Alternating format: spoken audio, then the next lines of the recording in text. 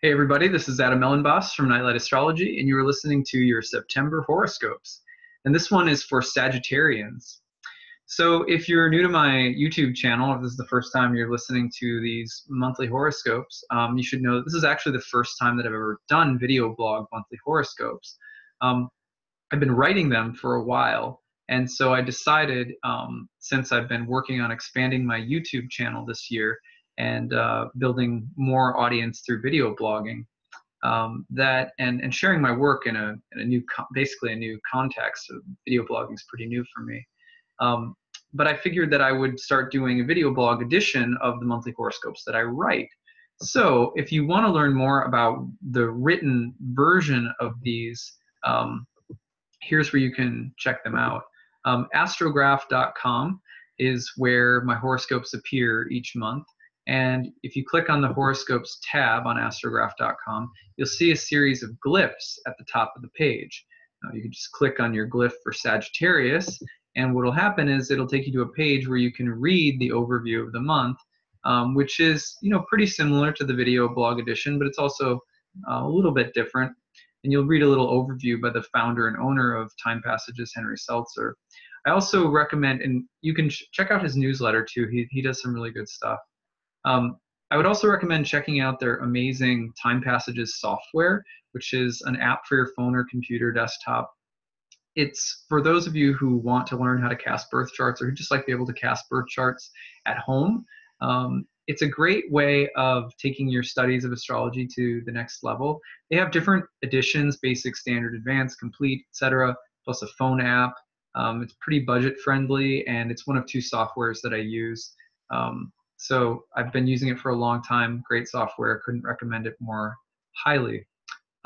So that being said, let's go ahead and dive into your horoscope for the month.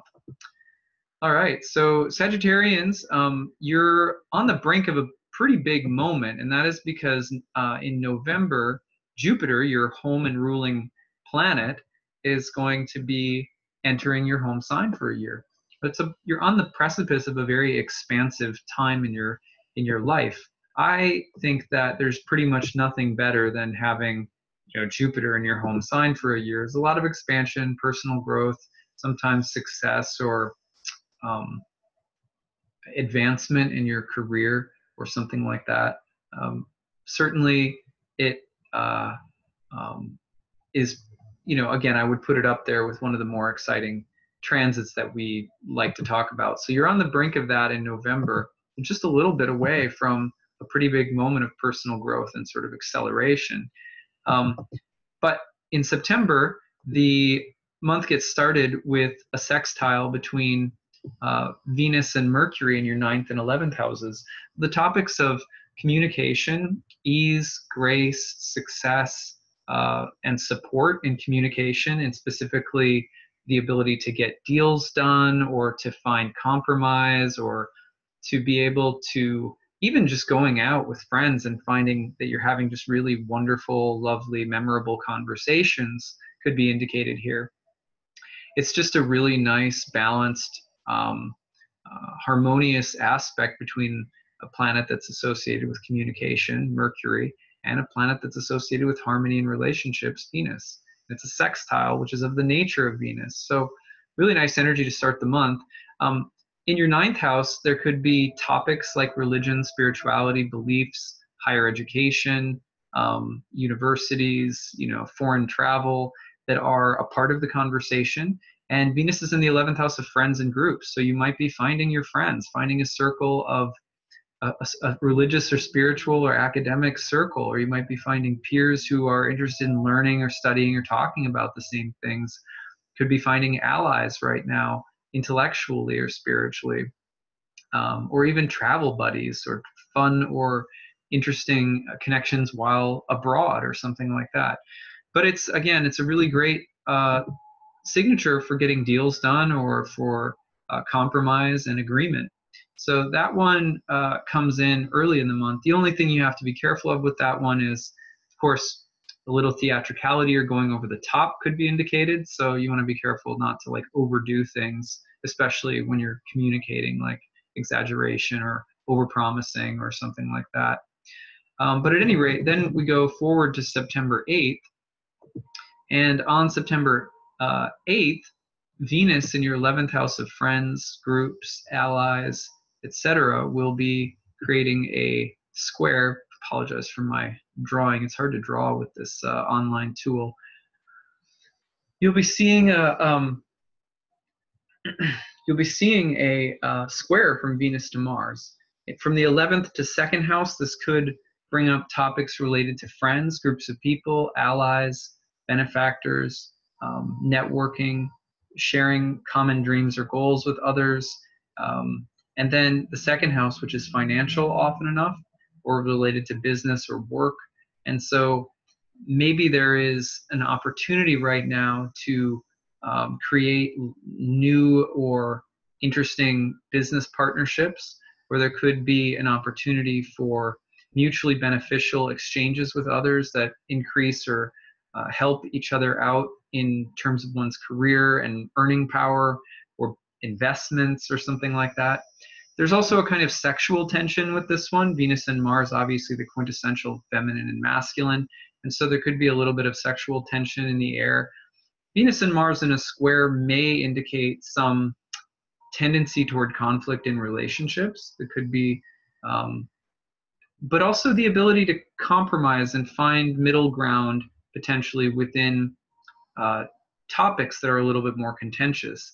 So it's a nice energy to have Venus in the mix. Venus is in what we call the superior square position, which means that she should be exerting a little bit more force on Mars, meaning Mars in Capricorn in your 2nd may want to really go forward with things it's working on or trying to build, success that it's trying to gain, or things related to money or finances that it really wants to just move forward with.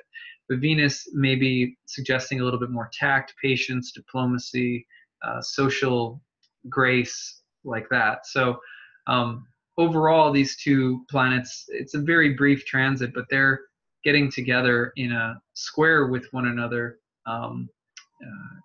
in these particular houses around September 8th. So the next transit is the very next day. You've got a new moon, landing in your 10th house of career in Virgo, opposing Neptune in your 4th house of home and family. So here, a new moon in the 10th house suggests new seeds being planted, or some new developments, projects, or changes happening in the career area of your life. They could be minor, they could be major. It's hard to say, but we can tell generally that this is where the focus is going to be. However, with an opposition to Neptune, you also have to be very careful of illusion and deception, being careful that you're not deluding yourself, or making sure that you know the difference between what's real and unreal, what's true and what's false. It's easy to get lost in a cloud with Neptune around. Likely the source of confusion or possible deception would come in relation to things regarding home, property, family karma, etc. But there may also be some need to balance between the deeper emotional needs of the family, or things happening in the family or the home and your private sphere of life, and more practical engagements, or more practical busyness or work that you're focused on professionally, or in terms of a more professional trajectory. So the balance between those two areas is pronounced at this time. But going forward from here, there's another transit coming up on September 12th. September 12th, we see Venus in the sign of Scorpio, making an opposition to Uranus in the sign of Taurus across your 12th and 6th house axis.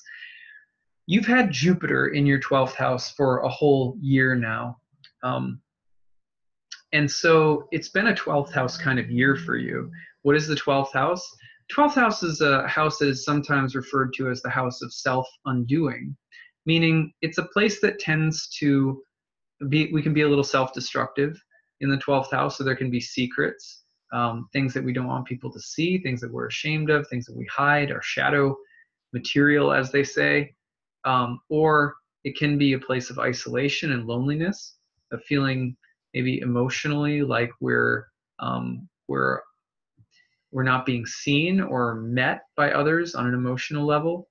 It can also be about uh, the potential to sort of delude ourselves. There's a lot of confidence that Sagittarians carry naturally, being a Jupiter ruled sign, a lot of faith and trust and confidence in, your path in life. That's your gift.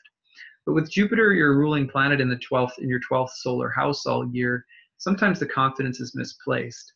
Why am I saying all of this?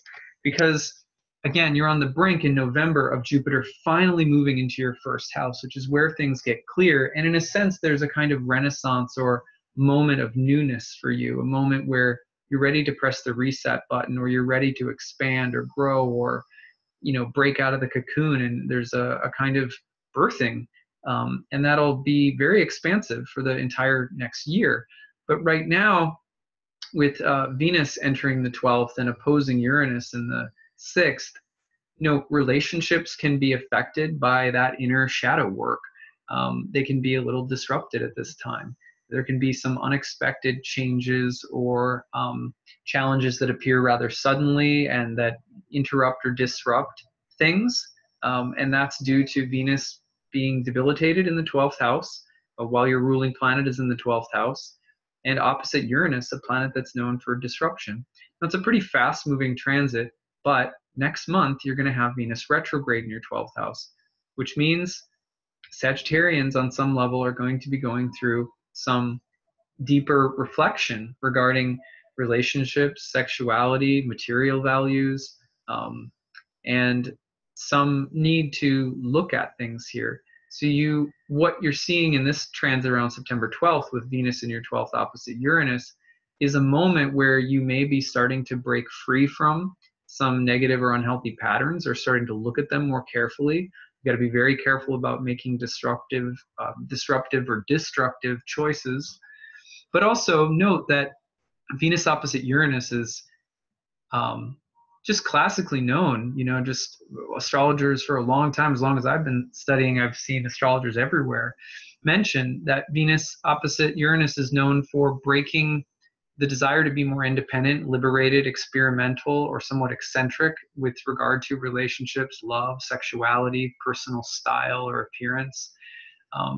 Venus likes to think outside the box in terms of relationships, and tends to like more freedom and experimentation in relationships when she's in a relationship with Uranus. So those things may also be emphasized around this time, but beware, because destructive choices may be, you may be revisiting any destructive choices that you make right now, or any impulsive choices, as early as next month when Venus turns retrograde in your 12th house.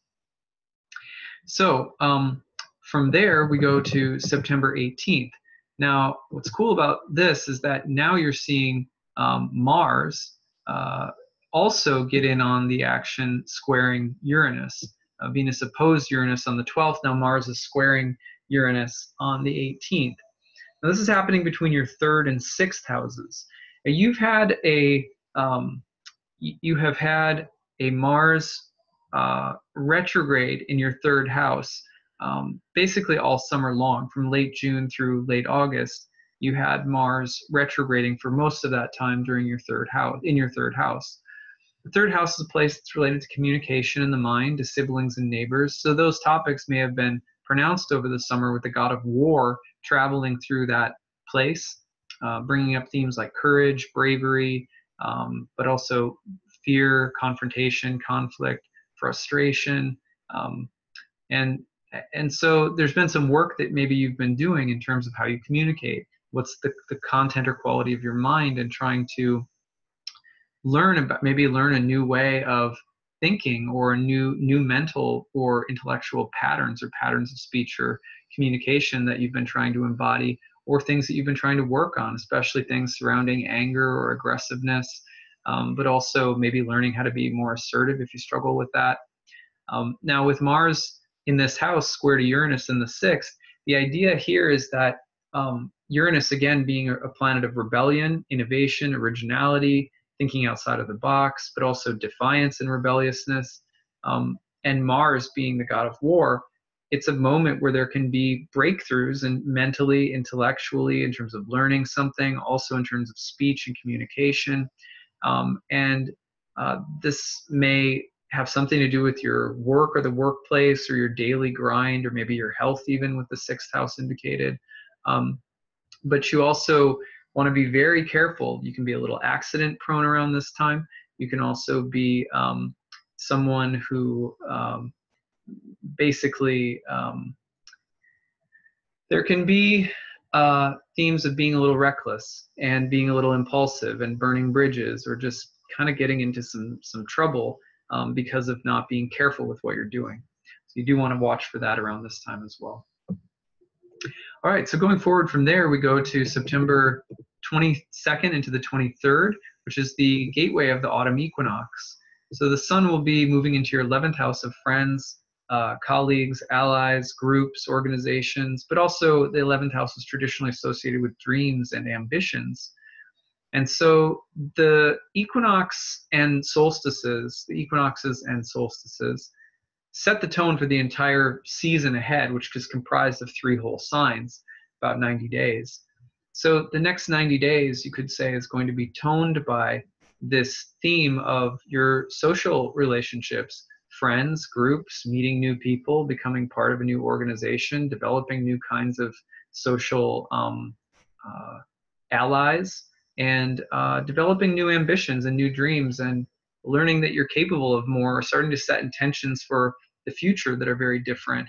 This, again, is coming on the brink of Jupiter entering your first house. So it's a big moment of really thinking through your dreams and goals. There's also considerations with Saturn in your second house right now. The sun will be square to Saturn early on, about 23rd through like the 25th or 26th. Sun and Saturn will be square. That may bring up themes of limitation or constraint in finances, as well as trying to take your finances more seriously, committing more deeply to some kind of investment, or taking on more responsibility, and the theme of wanting to build something that may bear fruit in the future, maybe financially, is also indicated around this time. So social values and financial values also coming into contact during this fall equinox moment for you. Then when you go forward to September 24th into the 25th, that's when we've got our full moon energy. So the full moon is, if I can get this, there we go. Full moon is landing in your 5th house, which is a house of creativity, the arts, children, joy, pleasure. It's opposite the sun and Mercury in the 11th house of groups, organizations, dreams, and ambitions for the future, and maybe social circles. And both are T-squaring as a focus point Saturn, again, in the house of money and finances. So you're thinking of this full moon bringing up the tension between your personal creative life, the need for pleasure, spontaneity, self-expression, maybe something regarding children or pregnancy, and your long-term dreams or goals or ambitions, groups of people, organizations, your social life. And then again, a pretty heavy or serious or mature or disciplined or focused quality in Saturn that's going to be a part of, well, it's in your 2nd house, which is emphasizing themes of money, finances, material values, growing and developing things that you hope will bear fruit in time. So all of those themes are coming together at once.